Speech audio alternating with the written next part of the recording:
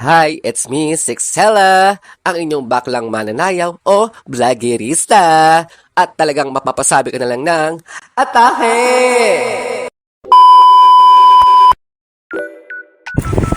Hello guys! Disclaimer lang po, itong video na po ay napakatagal na po. Ito po ay nakaraan pa pong October 2024 pa po. Ito po ay itong rehearsal namin para sa gaganaping concert in San Francisco noong ginanap noong November 5th, 2024 sa Viva Cafe.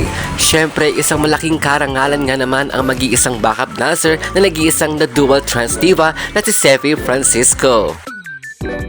As you can see guys, ayan, nagbibihis na ako.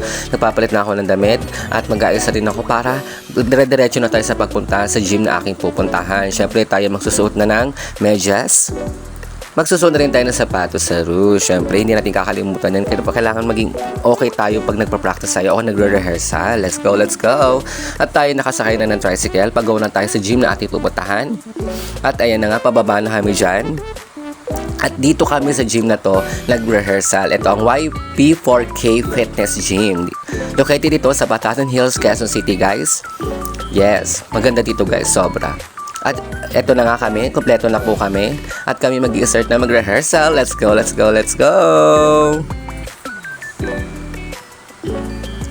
So ayan, nakarating na kami dun sa pinaka-studio na pagpapractice namin. Nag-start na kami dyan. Yan, sige hataw, pak, sige, pak, 5, and 6, and 5, 6, 7, and pak, and 2, and 3, and 3, and 4, and 5, and 6, let's go, let's go. So ayan, talagang malalang practice ang ginawa namin kasi concert to guys, hindi to biro.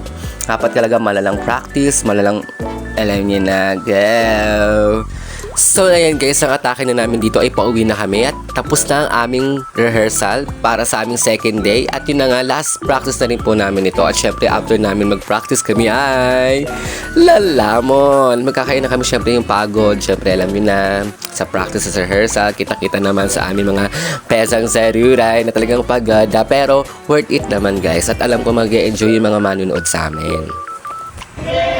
Yes, ito po yung ibang mga clip na ipapakita ko sa inyo ng concert na, mismong concert na. Putol-putol nga lang po ito, ikakat lang po natin kasi iniiwasan po natin ng copyright. Mahirap na, alam niyo ng maraming etos ngayon sa social media. So, kailangan pantay lang tayo sa pag-ano. So, putol-putol lang to guys, mga clip lang to na talagang bonggang galawan at bonggang birit na nag-iisang Sevi Francisco. Let's go, let's go!